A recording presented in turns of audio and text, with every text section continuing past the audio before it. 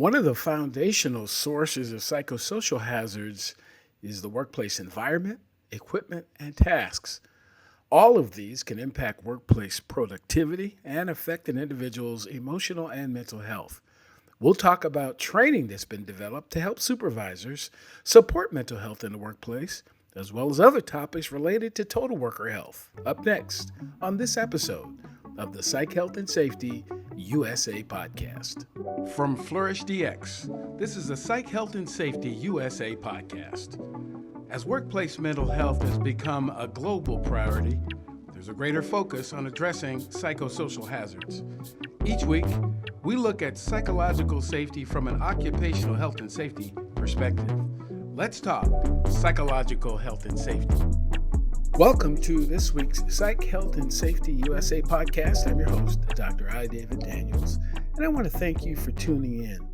Each week, we seek to increase awareness of the importance of psychological health and safety by learning from the lived experiences, research, and expertise of our guests, as well as advocating strategies to reduce harm and minimize vulnerability to psychosocial hazards in the American workplace.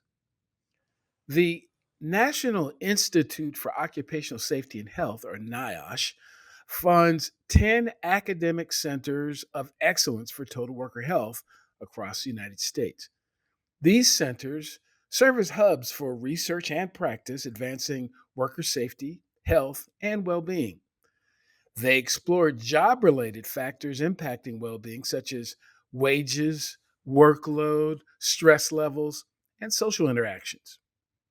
In episode 86, about 6 months or so ago, we introduced you to one of the NIOSH Total Worker Health Centers of Excellence at the Colorado School of Public Health.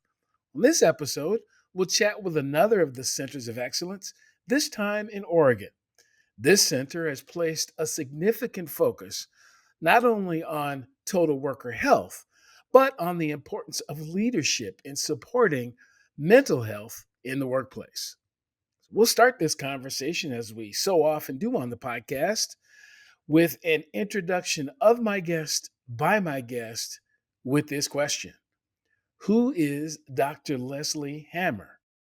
Hi, David. Thank you so much for inviting me to the podcast and inviting me to really share more information about total worker health, occupational safety and health, and well-being.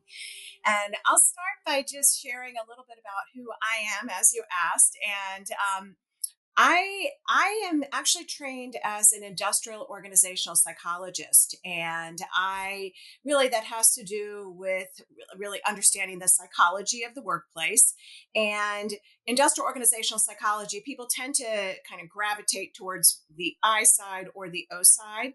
The O side is more the interest in well-being of individuals, and so I have always been more of an organizational psychologist, and I have been an academic for I'm going on 33 years, which is kind of crazy for me to even say. And I have been conducting 100% of the research that I have been doing in workplaces, so in applied settings. So I am a very, very applied academic. I'm not your kind of typical, or I'm not an ivory tower academic. I'm very much in the workplace. So my training is industrial organizational psychology, and then I actually was part of the development of a field, an area called occupational health psychology. And that was supported initially in the 1990s by NIOSH, National Institute for Occupational Safety and Health, and APA, American Psychological Association. And they together joined up together and decided it's really important to integrate psychology a bit more into kind of traditional occupational safety and health. And so they decided to provide some seed funding for programs to develop curriculum in the area of this developing field called occupational health psychology. And so I was located at Portland State University in Portland, Oregon, where I actually spent 32 two of my academic years. I'm now and I'll explain where I am now, but I'm at Oregon Health and Science University. I'll explain in a minute. But occupational health psychology is really important to understand and think about the context when we talk about total worker health, because it's actually really a precursor to total worker health, and it has to do with the idea of as I said, integrating psychology into traditional occupational safety and health, but bringing recognition to issues around stress in the workplace, well-being at work, and how actually the conditions of work impact psychological health and well-being and safety and health of workers. So this field, I was part of the development of this field, and actually we developed a eventually developed a society. It's called the Society for Occupational Health Psychology. And I was the founding president of that Society for Occupational Health Psychology. And this was all with, again, the support of NIOSH and APA. So SOHP, the Society for Occupational Health Psychology, really kind of started in the early 2000s and now is a really established society.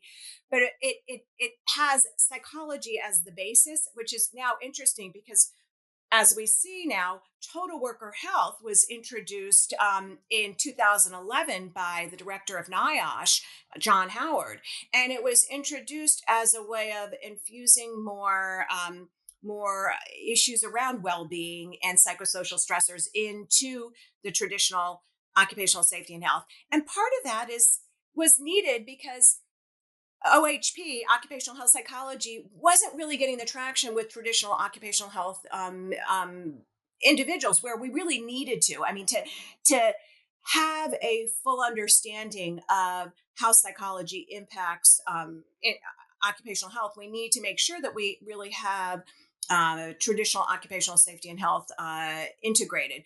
So it dovetails tremendously with occupational health psychology and really what I say is OHP really led to, I believe, led to the development of total worker health. Now, total worker health has done a much better job of pulling in those traditional areas of occupational safety and health. So I was part of one of the was actually I think we were about the fifth center that was, or maybe we were actually maybe the fourth or fifth center that was funded by NIOSH as a center, Total Worker Health Center of Excellence.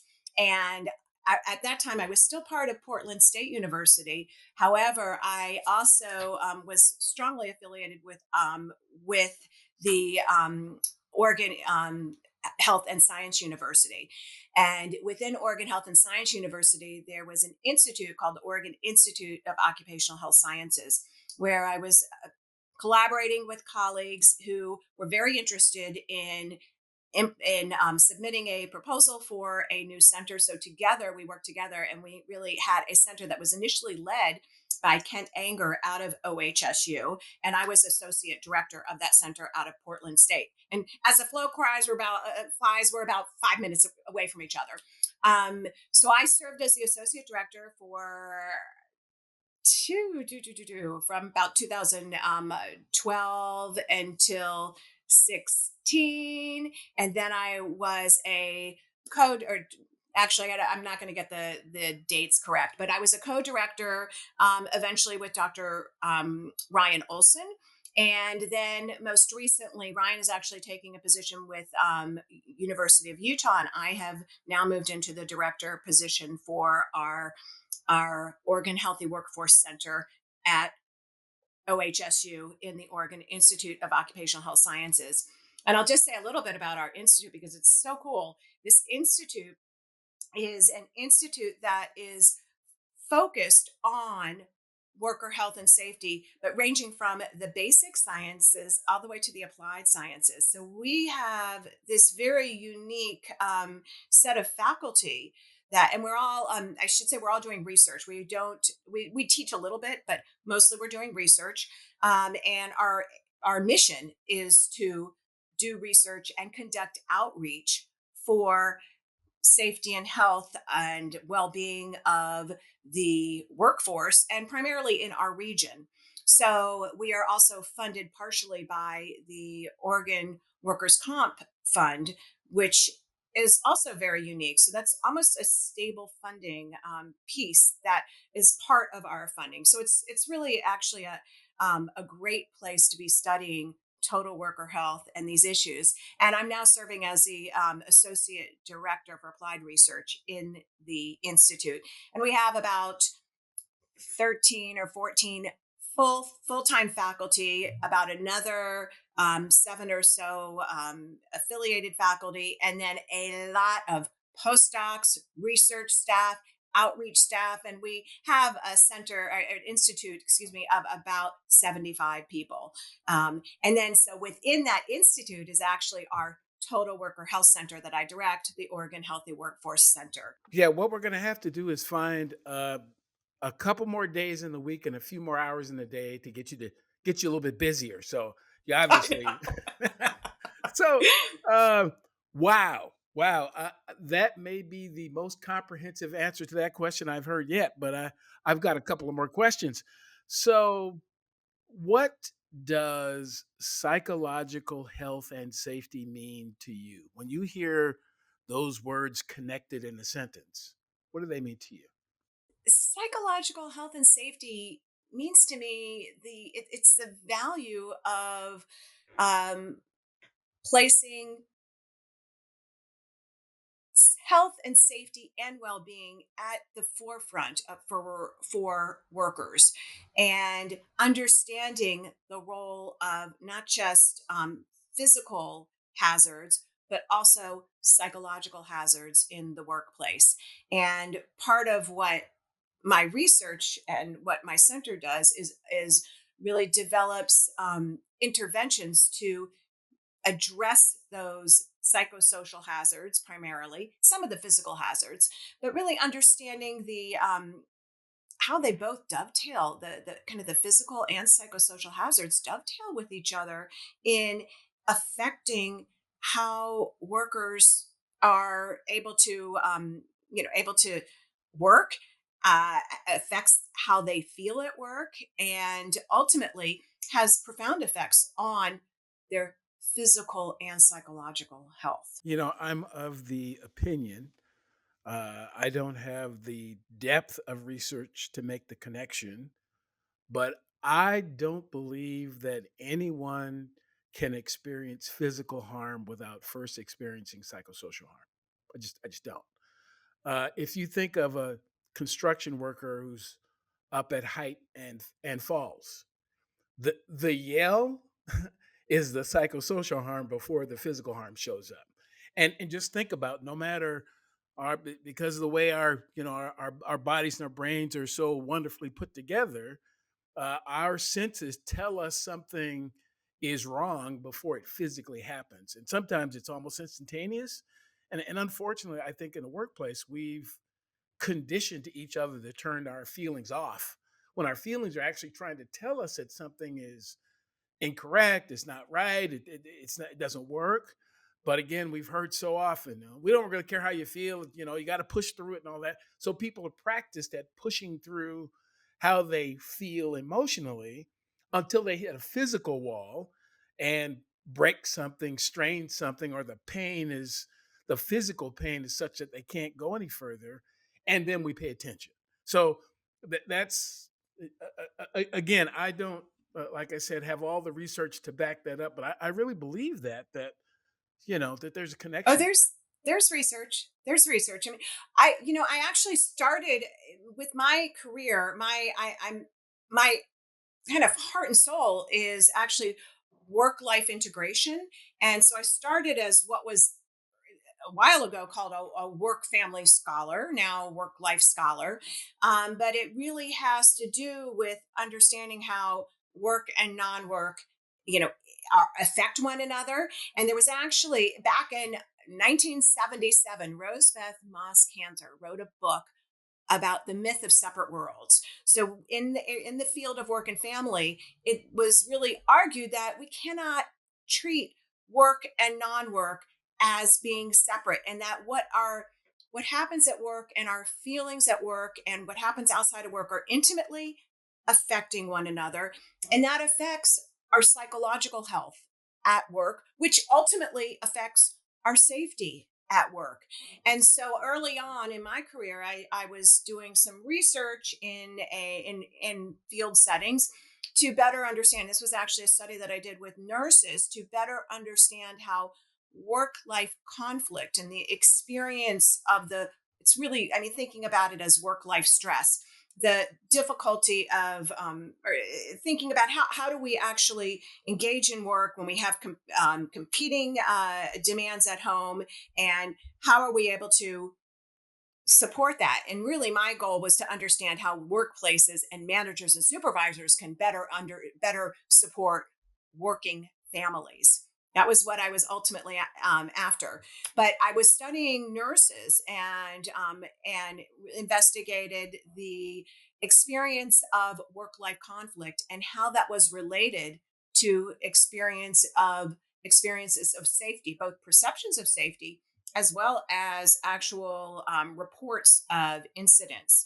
And clearly, we found a relationship, and that has been shown now by a number of different researchers, such as Dave DeJoy, such as Nick Turner, and others have shown that work life stress impacts safety, and that we need to be paying attention to that stress, and we need to be understanding not just work life stress but also all of the different types of social stressors at work, because they do they it takes our resources, our psychological resources, and it makes it difficult to even focus on work when we are stressed about our family lives, when we're stressed about the demands that we have at work, when we're stressed about the abusive supervision that we are experiencing.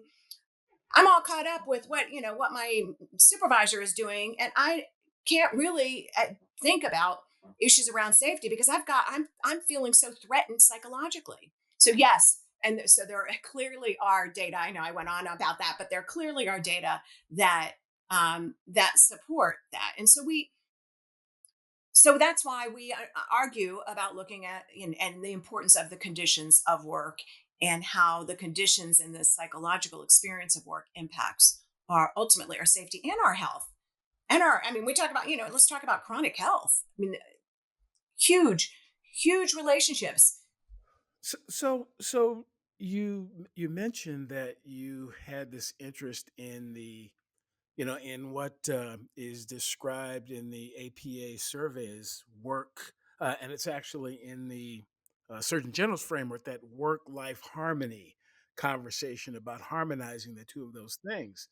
So how did and how does one go from there to wanting to be a psychologist? How do those interact? How did you get those two connected?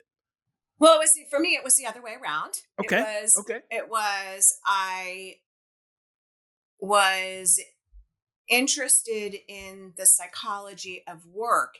And actually, if you really want to know, I mean, this dates me, but in 1989, I was working on my dissertation, and Felice Schwartz, who was a feminist, came out with an article. She worked for Catalyst, which is a feminist organization, and she came out with an article in the Harvard Business Review, and it had to do with it was called kind of the mommy track. I mean, that's what it's been referred to.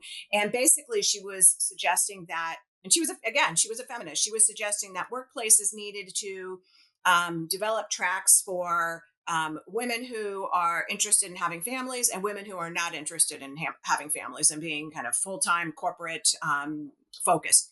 And there was a lot of backlash. And again, she was a feminist, and it was she was trying to move the field and move and move feminism forward and work life forward. But what it really for me what it did was it made me wow smack in the middle of my face. I was actually working on a dissertation in the area of cognitive feedback and decision making, which really is has there's some aspects of work that's part of, but it's not anything of what I've been doing. And I realized, oh my gosh, I felt that actually women were damned for the ability to and the blessing to have children if they chose to, and they were damned in workplaces. And so I was very interested in studying these issues and studying how can we change workplaces to better support women in general. And so that's how I sort of came into this non-work field, and have been studying. I mean, I have, I mean, and I've been very fortunate to have significant funding support from the NIH, from the CDC, and actually from the Department of Defense, to conduct research that is all now kind of coalesced around this issue of supervisor support. And it started with my involvement in something called the Work, Family, and Health Network that was funded by the NIH and the CDC. And NIOSH was the CDC co-funder of this. Through NIH, it was the National Institute for Child Health and Human Development was the primary funder. And the interest was in developing programs and policies for implementation in workplaces that will improve health and well-being of workers and their family members. And it was fascinating. They funded with over $30 million over the course of about 10 years. They funded 6 different centers. And I had one of the centers, and worked very closely with my colleague, Dr. Ellen Kosick. And we were actually in charge of developing the intervention, part of the developing an intervention that would reduce work life stress and improve health and well-being of workers. And we decided to focus on supervisors and managers because we knew that from data research that supervisors support and how supervisors treated employees had a significant profound effect on how they functioned at work. And so around this work life integration, what we did was we developed training for supervisors and managers to teach them how to better support workers at that time around work life integration. We called that family supportive supervisor behavior training. And it was amazing because it was effective, and it was effective in 3 different randomized controlled trials that were part of the Work Family Health Network. And then what I've done since then is sort of modified the source of the support, or the focus of the support, the domain of the support. And each time now in 6 different huge, large scale randomized controlled trials, I've been able to show that when we train supervisors and managers on these supportive practices and behaviors, that it actually trickles down and has improvements in employees' psychological health, well-being, safety, health, and also it spills over to their family members. It's yes, so Yeah, I'm again pretty convinced that um, the culture of the workplace is established by the human beings in the workplace, and the ones that have the most power have the most control over the culture. So, whatever it is that the supervisor or manager or leader or whatever their title may be, whatever it is that they endorse is what's going to continue to happen. Whatever it is that they allow is what's going to, that'll be the culture, regardless to what's written down, regardless to what the training said. see informal, right? It's the informal, which is, and it's much more powerful. You know, it's the old adage that, culture eats strategy for breakfast type thing. Um, because, and often, when I'm, have come to the conclusion is that many of these organizations, it's not that the supervisors or leaders or managers are bad people. It is they are simply carrying on the culture that was in place when they got there, and they aren't given any additional tools. So if you give somebody a hammer and that's the only tool they have, everything looks like a nail. But that's what they were recruited into that. They got the job, they got promoted, they got supported because they created that type of culture. And we're just this is one of the blessings, if you will, of experiencing a global pandemic. We've started to focus a little bit more on how people are feeling because some folks have been a little bit more expressive in their feelings, have decided, look, if this doesn't work for me emotionally, I'm not going to stay here. I'm going to find a new job. I don't necessarily, want to come into a physical environment that's going to be threatening to me. And people are just saying it more. I think we felt it for a while, but it's becoming more and more acceptable to say something about that. But on the other hand, we really need to make sure that supervisors and leaders have the tools to be able to create that new environment. Yeah.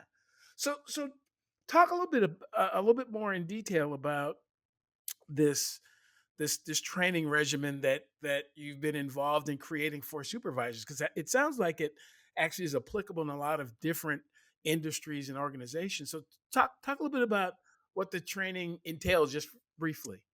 Right, right. So initially it was, as I said, it was focused on family supportive supervisor behaviors. And there were four behaviors that we identified. And what we did was we conducted focus groups and we did surveys, and we spent time. We started in our research with grocery store workers, so retail workers, hourly grocery store workers, and One of and my from early that, jobs. ah, many of us, right? So, and we identified, I mean, what I call this is not rocket science. We identified four general categories of supportive behaviors. So, emotional support, practical support, role modeling, and what we call kind of work life or kind of work family management, creative management. Without getting into the details of those, basically what the training involves is really going through what those behaviors are and giving examples and a little bit of role play. But the training we have created is now it's a computer based training, and it's a 1 hour computer based training. 1 hour, and we're seeing effects. So we implemented that first with grocery store workers. Then we expanded it into home health, or not, actually not home health. It was more kind of long-term care, so but CNAs in long-term care um, um, systems, and then also in information technology. So it's not specific to any industry. And in as part of the Work Family Health Network, we actually also combined it with some adaptive trainings that managers engaged in. And we found that when we taught managers to increase control over work, and the importance of increasing control over work for employees, and then follow these and be able to implement these behaviors, that we saw improvements in workplace outcomes such as reduced turnover intentions, reduced or increased engagement. We saw improvements in cardiovascular outcomes, so health outcomes. We saw and sleep outcomes, improvements in sleep. And we also saw improvements in family outcomes. We even saw improvements in the reports of children's sleep time. And so these findings were shown. So again, we train the managers and supervisors, and then it's multi-level, so it trickles down and it has an effect on employees and their family members. And we found these effects at 6, 12, and 18 months down the road. And so what I ended up doing after the Work Family and Health Network, this is when I was actually asked to do this by some colleagues in the military, was to really expand this concept into issues that are affecting military personnel. And so the first DoD funded study, I actually focused on civilian supervisors and managers and developed training to teach them how to better support returning veterans. So this was the study of employment retention of veterans. That was effective. Also, a randomized controlled trial across 42 different organizations. And from there, we went to the next military study that was focused on sleep health. And we trained full-time supervisors now in the military. So I went into the military with actually the Oregon National Guard, trained full-time supervisors in the Oregon National Guard the importance of sleep health. And then we also and kind of different, and again, leaning on those four behaviors, so emotional, practical, role modeling, and then more integration. And we also had the full-time members of the National Guard, service members, wear actigraphy watches, and they got feedback on their sleep health. And we saw improvements over time in both kind of functional well-being, social well-being, work well-being, such as reduced turnover intentions and improved satisfaction and engagement. And then ultimately, we adapted that again to focus on psychological health and resilience. And this was the third funded DoD study with active duty military training junior platoon leaders how to better support psychological health of their service members. And that's where I took off with mental health and workplace mental health training. Do you need more psych health and safety in your life? Then head over to the FlourishDX Academy for several free on-demand e-learning courses. If you're an internal professional, follow FlourishDX on Eventbrite to register for any of our free fortnightly interactive webinars. Our flagship professional practice program is also exclusively available for internal professionals. The 12-week course blends theory, applied practice, and interaction with other professionals through live lectures and a monthly community of practice session. Find out more about all these learning opportunities or inquire about a bespoke in-house training at the FlourishDX Academy. www.45003.org. Now back to this episode. Yeah, what you've described is um, actually I believe again I say I believe in a lot of these cases because some of this is really more practical experience than specific research. But again, supervisors, leaders, what have you, uh, allow or kind of facilitate a culture, and in that culture are hazards sometimes that they don't recognize. Sometimes what I'm finding is that there are some folks who have no idea about even the physical hazards in the environment because no one's ever trained them to do that. And there are even fewer that have any inkling that there might be psychosocial hazards in the environment. And the conversation having with a lot of the more traditional occupational safety and health folks is, well, yeah, if it's a chemical hazard, we know what to do about that. We can identify the hazard and we can put behind a you know put it in a container, and we can put sprinklers around it, and we do all these things, and we can all but eliminate that hazard. But with psychosocial hazards, there is no way to eliminate them all. And so when I hear you talk about the training that you're facilitating with these leaders, the, uh, their actions are what either mitigate or eliminate those hazards. They, as the more supportive they are, it's not that the hazard won't be there. I mean, there's there's a hazard associated with being in an occupation where people are shooting at you. That's that's a thing. It's real. But just because people are shooting at you doesn't mean that you have to be so stressed out that you can't return fire. That'd be important if you're in the military. And pick your pick your organization, pick your occupation. You cannot eliminate all hazards. You just can't. So how do you help people be more resilient and more aware and be able to deal with the exposure when the exposure actually happens? It's interesting. I mean, I talk about the training of supervisors and managers as giving them really tools to really promote and protect workers and promote their health and well-being and protect them. And so some of it I think can be seen as preventative at some level. So for example, with the workplace mental health training that I've been focusing on most recently for the past several years, we, and this again grew out of the active duty military study, but we've now created a non-military version of that training called workplace mental health training.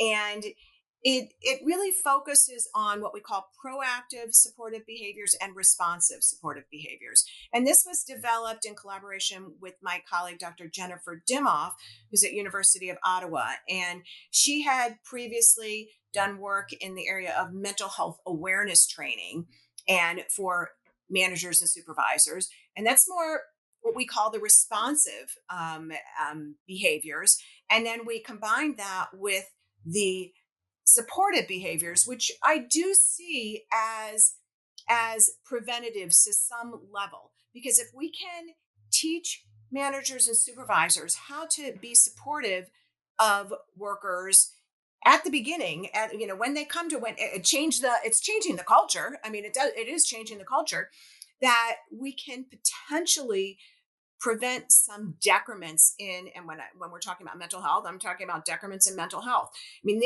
we know in the workplace there's quite a bit of research, and most of it is done in Europe and in Australia, as you're probably aware, that really focuses on and demonstrates the power of the workplace conditions on impacting mental health of workers. And by training managers and supervisors to identify those factors, such as high demands, low control, and providing increased support, providing an environment and a a culture where we can increase psychological safety, so actually workers feel comfortable then in coming to supervisors and asking for help and support, that can actually help to prevent some of the decrements. And actually what we found also is that the training, so it's a proactive plus the responsive training, we found in the military, led to reduced anger, and it also led to reduced loneliness. And those are two risk factors for mental health challenges. And they were identified by, I mean, you mentioned the Surgeon General's report. Well, the Surgeon General, and I mean, all of this has really been increased so much with the advent of COVID. That's one of the good things that I've seen out of COVID, is that workplaces are starting to actually pay attention to mental health. I've been screaming for this for, I feel like, for 30 years, and they're finally paying attention. But it also was helped by and I think as a result of COVID, so the U.S. Surgeon General came out with the framework for workplace mental health in September of 2022, and then in October of 22 was the World Health Organization, or it might have been the flip of those two, but they came out 1 month after the other. World Health Organization's guidelines on workplace mental health. But they both have really identified and talked about the supervisors and managers as and leadership as being key to that culture that you're talking about, which in turn can, if we can change the culture and have a more supportive culture, that can actually help prevent some of the decrements in mental health in workers. Right, right. Yeah, I honestly believe that if you place a really, really healthy person in a really, really toxic environment, that the person will eventually not be healthy. And but conversely, you can put a person who may be struggling a little bit, may not be, at their best, but you put them in a really healthy environment and the person will generally get better if the environment is a little bit more healthy. And I think there's been so much conversation about how how we just put it on the person. It's all on you. You've got to take care of yourself, and you've got to get better, and go, eat a fruit bowl and have do some, yoga or whatever it is, and you're going to get better. While at the same time sending that person back to a supervisor who's not really armed, trained, or prepared to help them in their recovery, to help them to get better, to help them to stay healthy. They aren't really. They're there to make widgets and get things done. That's what they were told when they went to school. They were told it's all about the work. And so again, as you mentioned, and I did as well, that um, the, the pandemic has caused a lot of things that were already there to be exposed. We've paid more attention because we've kind of had to, and that's, I think, a good thing. Hopefully we won't have to go through something like that to learn lessons in the future, but we might. I mean, that's sometimes how progress occurs. But again, this focus on leadership and creating the proper environment is just so important, because you can't have one without the other. That's You can't. Absolutely, absolutely. And I think it is really important. And actually, going back to occupational health psychology, I mean, they're kind of the core of occupational health psychology was focusing on to improve, reduce stress and improve well-being. You have to focus on the organization. So the organizational factors that we're talking about, the workplace conditions, but you also have to, I mean, there are individual aspects, individual level behaviors that do contribute to our health, safety, and well-being. And then there's this kind of interaction of the two. And so because I have really felt that what my duty, my calling, and my passion has been on the workplace and focusing on how to change the workplace. That's where I focus, and it's interesting because sometimes people don't quite understand and interpret what I'm doing when I train the managers and supervisors as an individual level approach. It is not an individual level approach at all.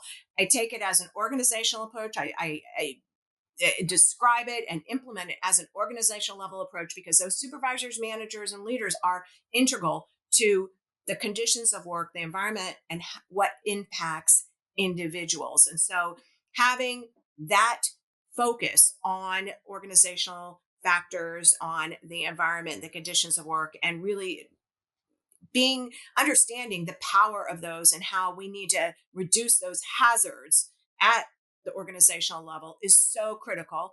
And again, individual level factors are important, but it, it's not where I other research goes on in that area. It's not where I focus. It's not what I am passionate about.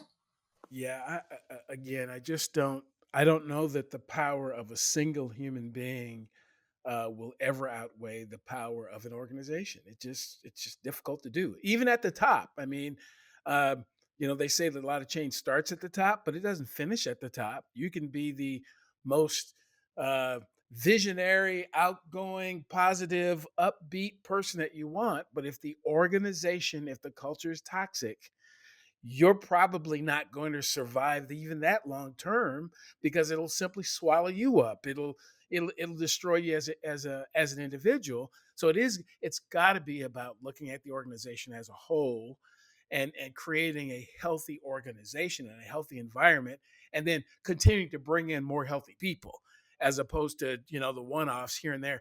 So before we conclude, I wanted you to talk just a little bit more about this structure. I think you said that there's been a little bit of a shift, but there's the Center for Supportive Leadership, and now there's another thing, or are they still the same thing? So help me understand that formal structure around work Sure. that you're doing. So I think because so as I've talked about now, I have developed various trainings that have been shown to be effective. And so there's the family supportive supervisor behavior training that was developed with Dr. Ellen Kosick. And then from there, I developed the what we call the veteran supportive supervisor training. Based on the first military study. And then it's actually the family and sleep supportive supervisor training. So that's from the military employee sleep and health study. And then there's also which I didn't mention, which was part of our center, part of our Total Worker Health Center, was the Safety and Health Improvement Program, which is training again at the supervisor manager level on really how to understand the impact and develop communication around safety and health and well-being. And so that has I worked with construction workers in the city, kind of municipal field construction workers, and that training is also available. So I have all these trainings that are available, and so I thought, all right, how do I best like kind of I want to get, I mean, my passion is to improve the workplace. It's not just to develop trainings and evaluate them. It's to get them out there. So I thought, all right, this maybe what we need to do is we need to have the Center for Supportive Leadership as a way of disseminating this training. But it's really hard to do as a full-time academic. And it's sort of like, all right, you try to build it and will they come? Well, there's so much out there. And even though you have evidence-based trainings, it's hard to share that information. So my institute has remember, I'm within the Oregon Institute of Occupational Health Sciences now. I've been here actually for the past 8 years. So I dovetailed that with my work at Portland State, but now I'm full-time up at OHSU. My institute has really developed out their outreach program and outreach to workplaces. I mean, it's to improve health and safety and well-being in workplaces. And so part of that was to sort of take that center of supportive leadership that was my training hub and pull it into the institute framework to have a broader kind of have a broader exposure. And so now what we're doing is disseminating all of these trainings through the institute, and it's through supportiveworkplaces.org, which is a website within our institute through our outreach efforts. And so we give talks, we share trainings, most of them are available free of charge. Just click in and actually, and if workplaces would like, we're actually trying to give the source files to, for example, our Department of Administrative Services here in Oregon, because a lot of our the Oregon state government agencies have wanted to use the trainings. And so it's easier if we can actually have the source files within a learning management system where they can access. So this is through supportive workplaces, through the institute that I'm part of. Well, so if there's someone who, as we wrap the conversation, there's someone out there who wants to learn more about the work that you're doing, particularly around, and wants to access some of these training opportunities. What's the most precise way to be able to do that? I would say, I mean, I welcome people to just email me directly. I mean, that's really where I think and then I can then point them in the right direction depending on what their interests are.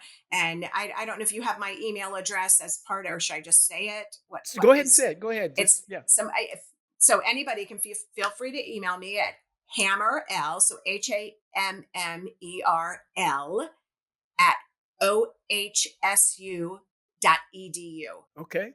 That's I mean, again, if that is the most direct way, that's the way, that's the way we'd like to direct people, because it sounds like there is such a wealth of available information. And I'm finding that sometimes it's out there, but I just need someone to point me in the right direction.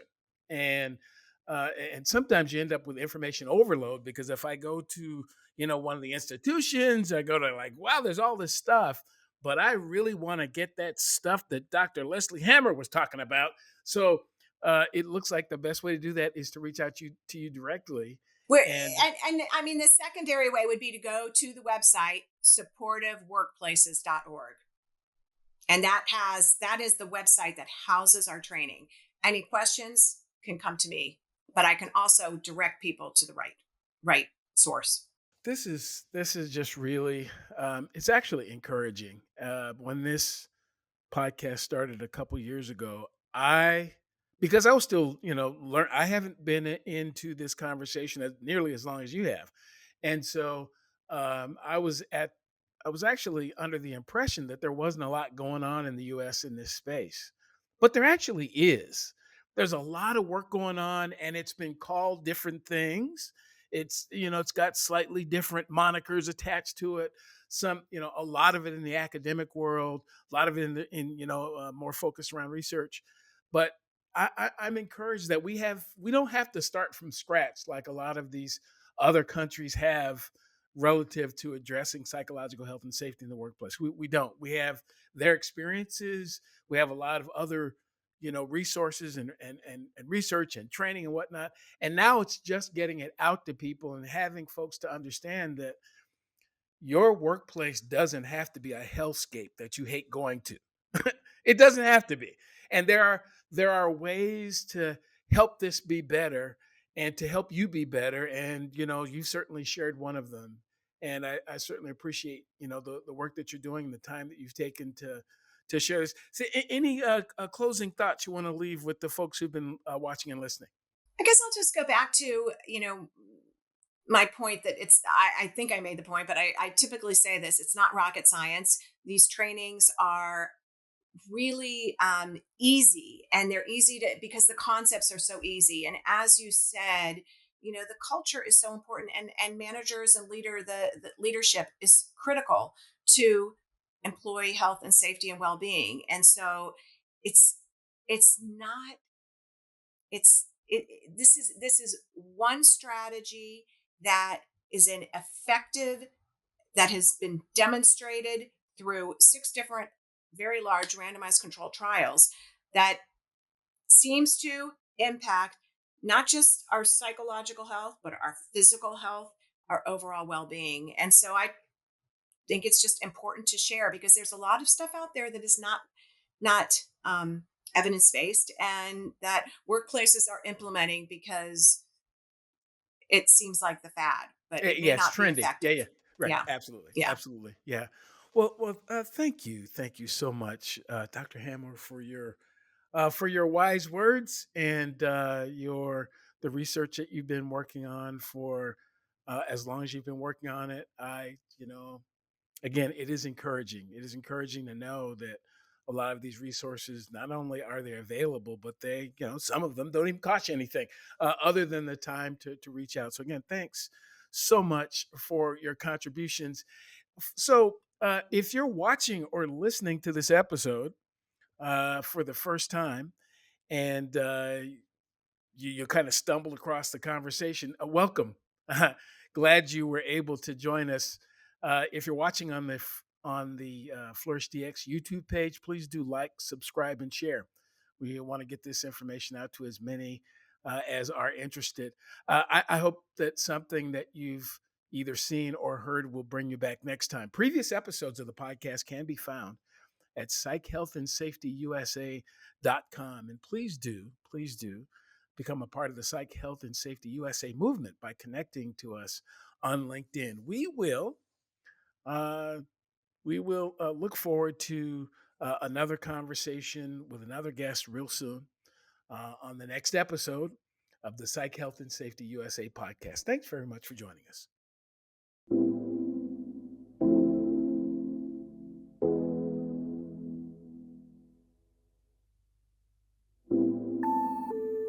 Tune in each week for new episodes of the Psych Health and Safety USA podcast.